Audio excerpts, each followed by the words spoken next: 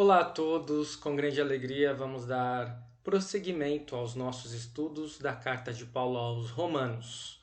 Hoje, então, com o capítulo 5, Adão e Cristo é o nosso tema.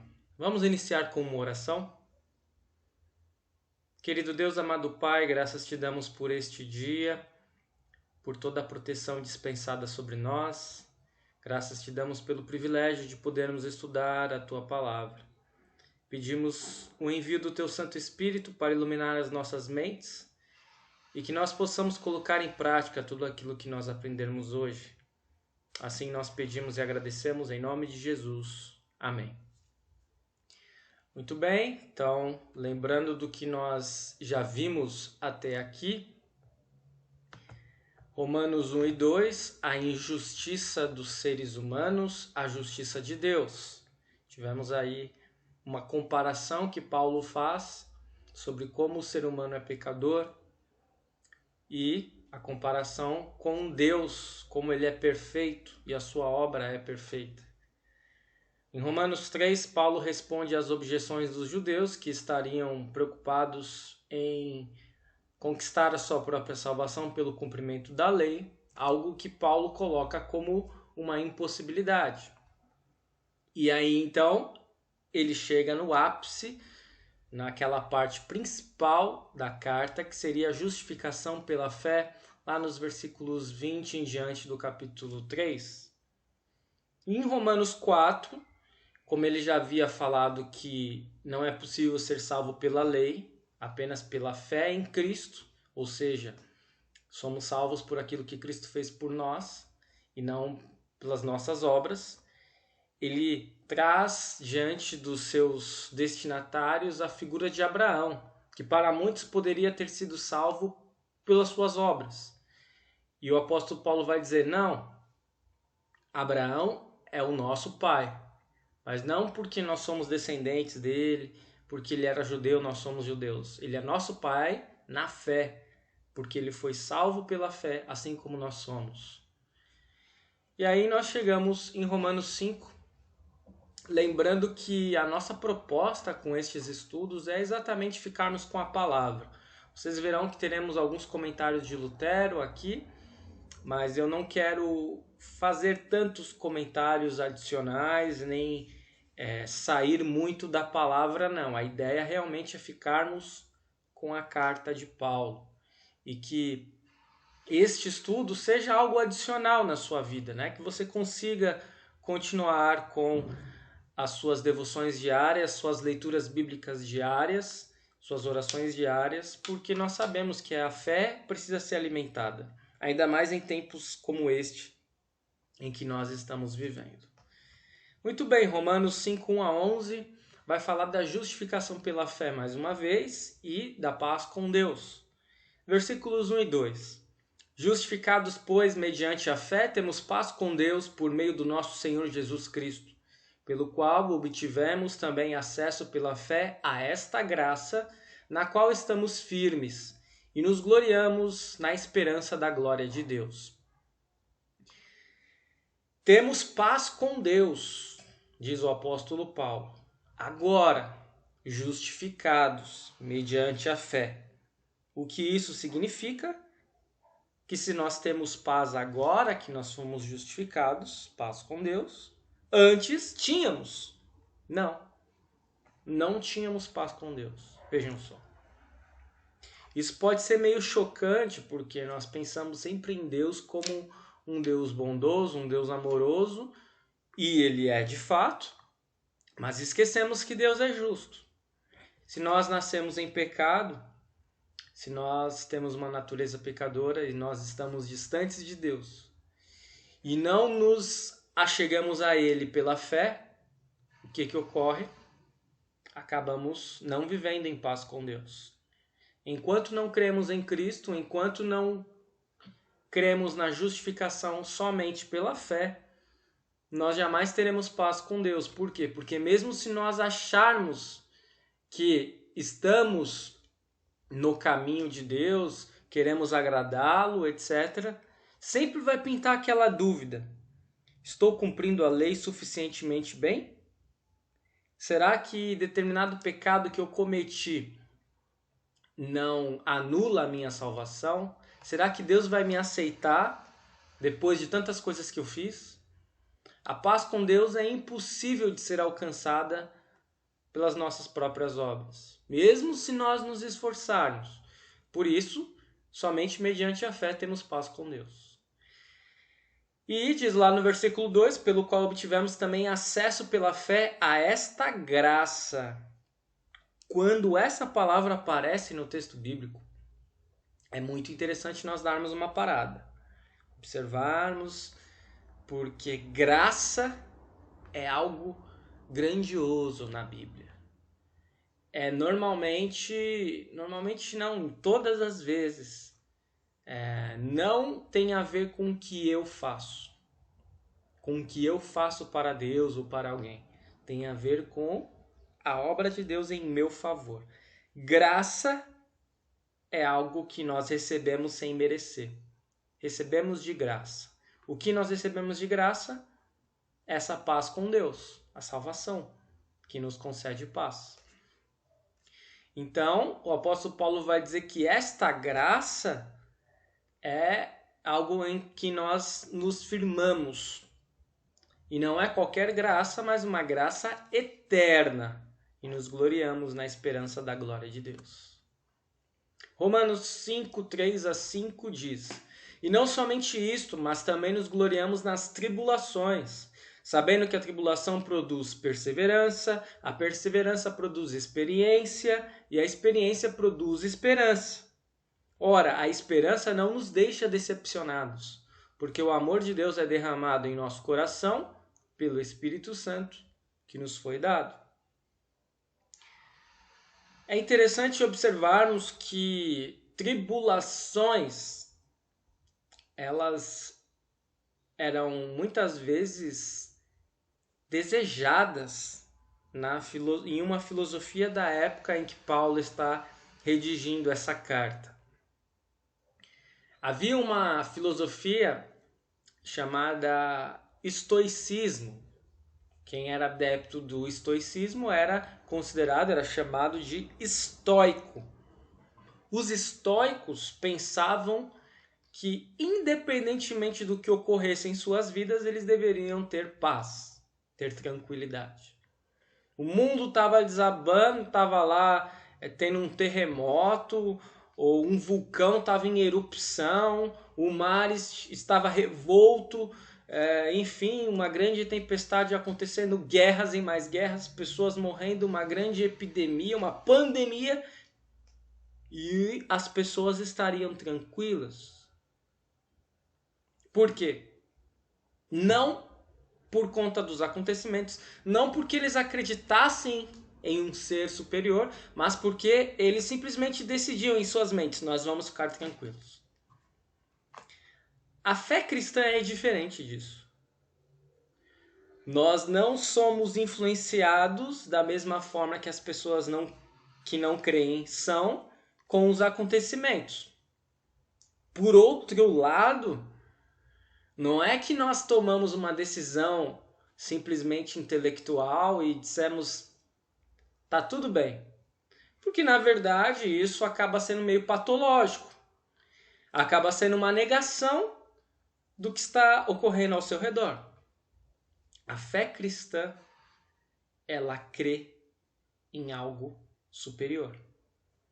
E não simplesmente uma decisão que eu tomei.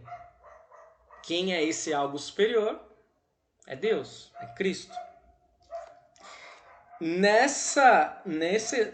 Tendo essa perspectiva, nós podemos entender o que o apóstolo Paulo coloca aqui. Nos gloriamos nas tribulações, sabendo que a tribulação produz perseverança, a perseverança produz experiência, a experiência produz esperança. Por quê? Conforme o tempo vai passando e nós estamos em meio a tribulações, não é que a gente, não, tá tudo bem, negando o que está acontecendo, mas a gente observa a mão de Deus sobre a nossa vida, nos protegendo, nos livrando, nos dando forças para continuar. A filosofia estoica era uma filosofia que na verdade queria obter paz pelos seus próprios esforços, pelas suas próprias capacidades. Algo bem distinto da fé cristã. A fé cristã é uma fé que traz a verdadeira esperança. E da onde essa esperança vem? Não de uma decisão que eu tomei, nem no meu intelecto, nem no meu coração. Não dos acontecimentos ao meu redor, porque muitas vezes as coisas podem estar muito conturbadas. Mas é algo que vem de cima. A esperança que vem até nós vem por intermédio de Deus. Diz lá, porque o amor de Deus é derramado em nosso coração pelo Espírito Santo que nos foi dado. E nós recebemos uma esperança também além do amor. A esperança, diz o versículo 5, não nos deixa decepcionados. Porque é a esperança em algo certo. Vejamos o que como Lutero entende essa tribulação e todos esses acontecimentos. Quando Deus deseja fortalecer alguém em sua fé, procede de forma tal que a pessoa tenha a impressão de estar perdendo a fé. Vejam só. Você já sentiu essa sensação de estar perdendo a fé? Essa é a perseverança que produz experiência, de sorte que no momento em que Deus se volta para a pessoa e deixa o sol brilhar outra vez, ela abre os olhos, fica admirada e diz: puxa vida, Deus seja louvado que me livrei desse problema. Quer dizer, nós temos uma pequena sensação de perder a fé e de repente, quando vamos passando pela tribulação, percebendo que Deus está nos livrando daquilo, nós olhamos para trás e pensamos: Deus seja louvado que me livrei desse problema. Mas isso é uma pequena parte, é o início. Porque, como nós vimos no texto, a tribulação produz perseverança, que produz experiência, que produz esperança. Quer dizer, é algo que não é rápido de ocorrer. Não é que eu comecei a ter uma tribulação agora, um dia depois, uma semana depois, um mês depois, eu já estou perseverante, firme na fé. Sabemos que a fé é repleta de altos e baixos. E aí o que acontece? Uma vez que nós observamos que passamos por uma tribulação, que nos apegamos mais a Deus, que agradecemos a Deus por Ele ter nos livrado daquela tribulação, o que acontece? Depois de 1 ou 2 dias, uma semana, um ano, ou mesmo dentro de uma hora, aparece outra cruz, trazida pelo pecado. A desonra, perda de bens, mal físico ou qualquer outra coisa que nos incomoda. E aí começa tudo outra vez. As nuvens negras estão de volta, mas a pessoa se lembra de como, no passado, Deus foi gracioso e veio em seu auxílio. Sabe da boa vontade de Deus em nos castigar para que nos lembremos de recorrer a Ele, pedindo ajuda. E então se consola e se gloria na tribulação, dizendo: aquele que no passado me ajudou tantas vezes vai ajudar-me também desta vez. Isso é ser cristão. Não é estar firme, contente, apegado a Deus quando tudo vai bem. É você observar que mesmo em meio às dificuldades, aos sofrimentos, às tribulações, Deus não te abandona. É você ter capacidade de olhar para o passado e perceber de quantas coisas Deus te livrou. E continuar caminhando, mesmo que esteja difícil. Isso é fé cristã. Romanos 5, 6-8. Porque Cristo, quando nós ainda éramos fracos, morreu a seu tempo pelos ímpios. Dificilmente alguém morreria por um justo. Embora por uma pessoa boa, alguém talvez tenha coragem para morrer. Mas Deus prova o seu próprio amor para conosco pelo fato de Cristo ter morrido por nós quando ainda éramos pecadores. Essa palavra fraco vem do termo original grego asthenes, que significa não ter capacidade, ter uma completa debilidade. Quer dizer, Cristo morreu por amor aos ímpios, aos fracos, aos incapazes, aqueles que não tinham como se salvar. Quem são essas pessoas? Por quem Cristo morreu? Nós. Eu, você, todos nós. Quer dizer, se nós acharmos em algum momento que não é deste modo, teremos problemas em nossa fé, teremos problemas em nosso relacionamento com Deus, teremos problemas em nosso relacionamento com o próximo. Por quê? Uma vez que eu me vejo como alguém que tem alguma capacidade de cumprir a lei, como alguém que tem algum merecimento em sua salvação, eu já me torno alguém superior àqueles que são mais fracos do que eu, são ímpios. Quando na realidade, quando Cristo morreu na cruz, ele morreu por todo mundo, por todos os ímpios. Na verdade, quem não é ímpio? Quando nós chegamos à fé, Deus deixa de nos ver como pessoas ímpias e passa a nos ver como pessoas justificadas. E aí nós nos tornamos diferentes, não porque a nossa natureza mudou, porque enquanto estivermos aqui a nossa natureza continua sendo a mesma, mas porque a perspectiva de Deus sobre nós muda por conta da obra de Cristo. Essa é a única diferença. Mas não há diferença alguma de mim para um assassino, para um corrupto, para um traficante, para uma prostituta, para qualquer outra espécie de pecado que você possa imaginar. A gente sempre tem que lembrar que nós somos pecadores por natureza. Nós não somos pecadores porque pecamos. Nós pecamos porque somos pecadores. E aqui há muita diferença. A ordem dos fatores altera o produto. Eu pecar é uma manifestação da minha natureza. Não é que Deus está lá em cima no céu com um caderninho anotando cada pecado que eu cometo para saber depois lá no final se eu vou para o céu ou se eu vou para o inferno, como nós pensamos de uma maneira geral.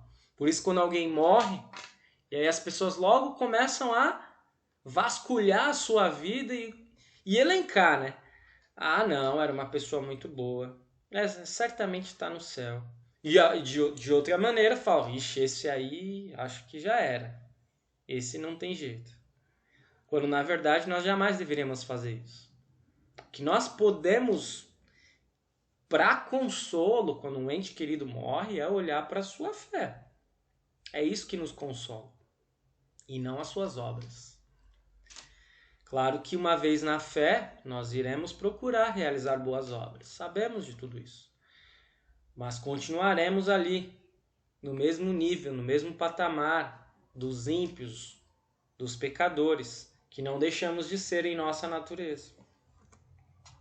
Romanos 5, 9 a 11. Logo, muito mais agora, sendo justificados pelo seu sangue, seremos por ele salvos da ira. Porque se nós, quando inimigos, fomos reconciliados com Deus mediante a morte do seu Filho, muito mais, estando já reconciliados, seremos salvos pela sua vida. E não apenas isto, mas também nos gloriamos em Deus por meio do nosso Senhor Jesus Cristo, mediante o qual recebemos agora a reconciliação. Aqui o apóstolo Paulo vai tentar assim colocar algo meio que vocês precisam observar o antes e o depois. O antes de serem salvos e de perceberem que são salvos e depois disso. Quer dizer, quando éramos inimigos, fomos reconciliados com Deus. Essa é uma constatação. Poderíamos não ter noção disso, como muitas pessoas que estão vivendo no mundo sua vida sem ter noção disso. Ah, então quer dizer que todos são salvos, pastor? Não. Infelizmente não. Nós não pregamos o universalismo, quer dizer, todos são salvos. O que nós dizemos, que a palavra de Deus diz, é que Jesus morreu por todos. Jesus morreu por todos. Mas infelizmente algumas pessoas não vão saber, na verdade não vão crer nesse fato. E aí está o problema, porque nós somos salvos pela fé. Né? Nós que somos agraciados, privilegiados por termos essa noção, qual é a nossa perspectiva então, de agora em diante? Vivermos para Deus. Louvarmos, glorificarmos o seu santo nome, colocar os nossos dons, os nossos tempos, os nossos talentos ao seu dispor, ao seu serviço, ao serviço do próximo. Adão e Cristo. Agora chegamos no ponto da nossa temática principal do estudo de Romanos 5. Versículos 12 a 14. Portanto, assim como por um só homem entrou o pecado no mundo e pelo pecado veio a morte, assim também a morte passou a toda a humanidade, porque todos pecaram. Porque antes de a lei ser dada havia pecado no mundo, mas o pecado não é levado em conta quando não há lei. No entanto, a morte reinou desde Adão até Moisés, mesmo sobre aqueles que não pecaram, à semelhança da transgressão de Adão, o qual prefigurava aquele que havia de vir. Chegamos aqui num ponto que pode ser difícil racionalmente para as pessoas. Precisamos ir com muita cautela.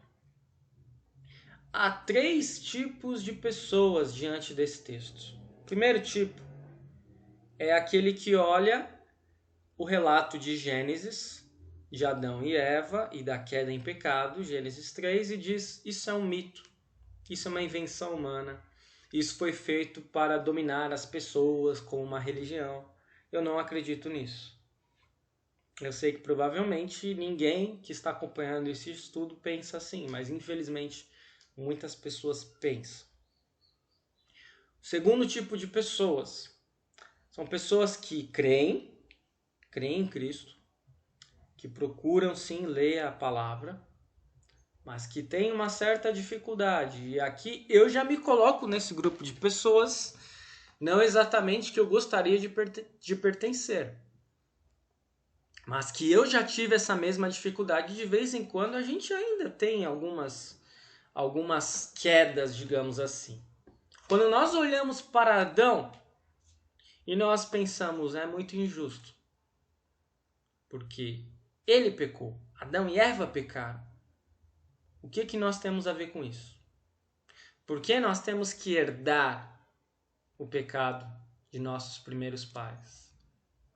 Por que nós temos que herdar um mundo caído em pecado, repleto de problemas, de violência, de fome, de doenças, guerras? Por quê? O que eu fiz para merecer isso? Se tiver algum cristão que nunca pensou deste modo, que bom, mas eu acho que dificilmente. E aqui entra algo que transcende a nossa racionalidade. É a transmissão do pecado. Não há indivíduo algum nesse mundo que venha nascer neste mundo sem pecado. A transmissão ocorre de forma genética, poderíamos dizer, de pai para filho. Por quê? Se nós visualizarmos bem, nós não somos uma ilha. Os seres humanos são seres sociais, são seres interdependentes. Nós herdamos as características da nossa mãe e do nosso pai. Às vezes características boas, às vezes uma condição social boa, às vezes características ruins, doenças, uma condição social ruim. E assim ocorre. E o pior que nós herdamos seguramente foi o pecado. O que é o pecado original? Diz Lutero. Não é somente a carência de qualidade na vontade, e a rigor nem mesmo é apenas uma carência de luz no intelecto, de poder, de memória. É, antes de tudo, carência absoluta. Uma privação de toda e qualquer retidão e poder de todas as forças, tanto do corpo como da alma, e de todo o ser humano, interior e exterior. Ainda por cima, e como se tudo isso não bastasse, ele também é a própria propensão para o mal, uma aversão ao bem, uma rejeição da luz e da sabedoria, e dizendo-o positivamente, uma predileção pelo erro e pelas trevas, uma fuga e abominação das boas obras, uma marcha rumo ao mal. Que definição é essa? Não apenas do pecado original. Essa é uma definição do nosso ser. Essa é uma definição sobre o pastor Rômulo. Essa é uma definição sobre você. A nossa natureza é essa, propensa para o mal, aversa para o bem, que tem predileção pelo erro e pelas trevas. Por isso que o cristão, ele não é diferente porque ele não tem essa natureza. Nós temos a mesma natureza que o não cristão, que nós herdamos o mesmo pecado original. Qual é a diferença? Nós iremos lutar contra essa natureza. Romanos 5, 15 a 17 vem o contraponto de Adão. Vem o Evangelho. Vem a parte suave para a nossa vida. Vem aquilo que resolve nosso problema racional com o pecado de Adão. Mas o dom gratuito não é como a ofensa, porque se muitos morreram pela ofensa de um só, muito mais a graça de Deus e o dom pela graça de um só homem, Jesus Cristo, foram abundantes sobre muitos. O dom, entretanto, não é como no caso em que somente um pecou, porque o julgamento derivou de uma só ofensa para a condenação, mas a graça deriva de muitas ofensas para a justificação. Se a morte reinou pela ofensa de um e por meio de um só, muito mais os que recebem a abundância da graça e o dom da justiça reinarão em vida por meio de um só, a saber, Jesus Cristo. Perceba que, racionalmente falando, se nós seguíssemos pela justiça humana, que é falha, que é imperfeita, não seria justo herdarmos os pecados e as consequências do pecado, especialmente a morte de Adão. Ok. Mas seria justo nós herdarmos o perdão e a salvação de um único ser que foi perfeito, que morreu em nosso lugar? Agora esqueça um pouco os pecados de Adão. Pense nos seus pecados. Aliás, por causa de um pecado da desobediência de Adão e Eva, o mundo acabou, todo ele, chafurdado na lama. Mas perceba que por causa de um homem e sua morte, os pecados de toda a humanidade, de todas as pessoas que viveram e que viriam viver depois, foram perdoados. Já seria algo muito grandioso se nós pensássemos os pecados de uma única pessoa.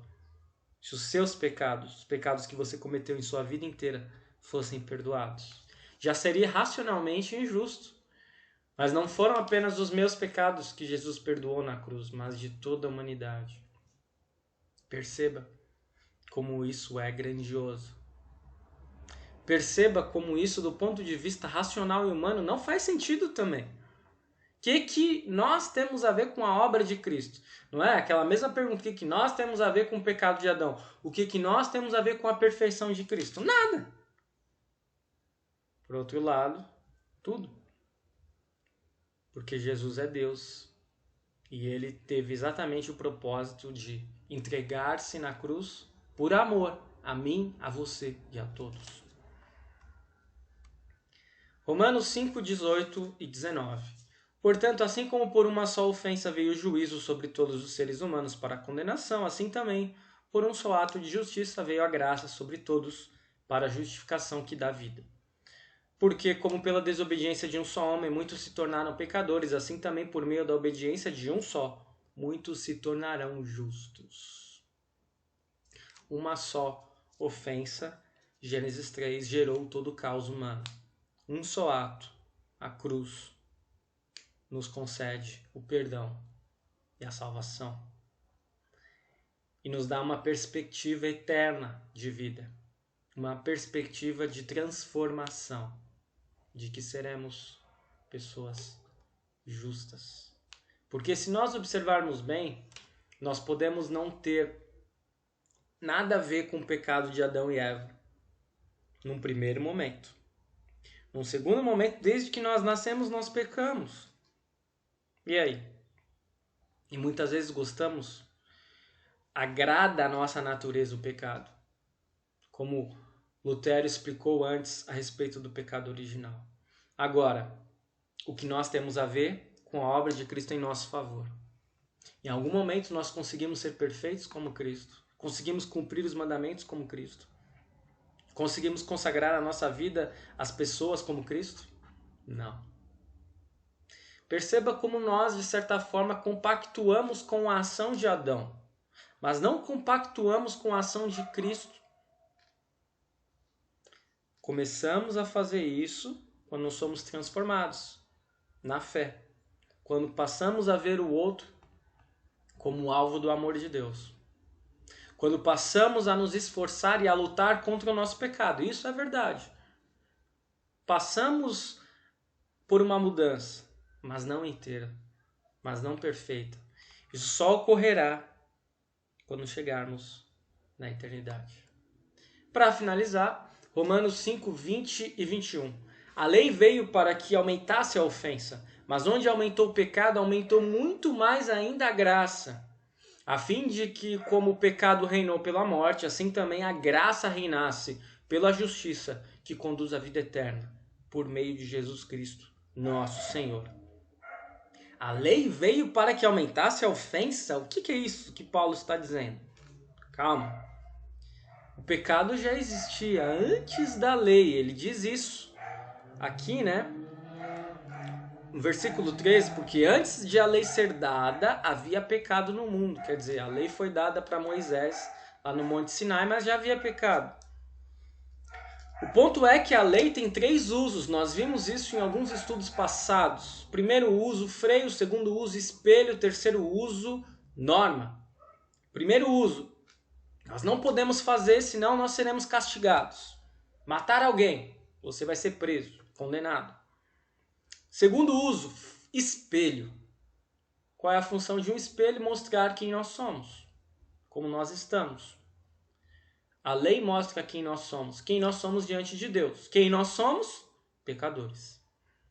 Por isso que, quando nós olhamos para a lei, a ofensa a Deus aumenta. Não porque nós cometemos mais pecados, mas porque nós vemos o que nós de fato somos. Mas por outro lado, nós não temos apenas a lei, nós temos o Evangelho. Nós não temos apenas a ação de Adão, mas nós temos a ação de Cristo em nosso favor. E aí, onde aumentou o pecado, aumentou muito mais, num grau extremo, diz lá no versículo, no texto original em grego. Num grau extremo, superabundou, vai dizer uma outra tradução, a graça. Por quê? Por maiores pecados que tenhamos cometido, por pior que tenha sido o nosso pecado, a graça, a obra de Cristo, o amor de Deus são muito maiores. E isso nós jamais podemos esquecer. Em resumo do que vimos hoje, as tribulações modificam a nossa fé. A nossa fé ela é repleta de altos e baixos, mas nós precisamos observar que a tendência é que tenhamos mais experiência, tenhamos mais perseverança com o passar do tempo. Às vezes vamos ter até a sensação de quase ter perdido a fé, conforme Lutero diz. Mas as tribulações fazem com que a nossa fé seja fortalecida por Deus. Cristo morreu por nós quando ainda éramos seus inimigos. Isso jamais pode ser esquecido. Cristo não morreu pela igreja luterana, pela igreja presbiteriana, pelos pastores. Não. Cristo morreu por todos. Pelo pior dos pecadores, pelo mais iníquo, pelo mais distante de igreja. Claro que uma vez que nós chegamos à fé, as coisas mudam, como eu disse antes. Mas Cristo morre por todos. Por um só homem entrou o pecado no mundo. Por um só homem veio a redenção. Por isso essa comparação, Adão e Cristo. E aqui é algo muito importante. Se nós formos humildes o suficiente, reconheceremos que racionalmente jamais compreenderemos isso.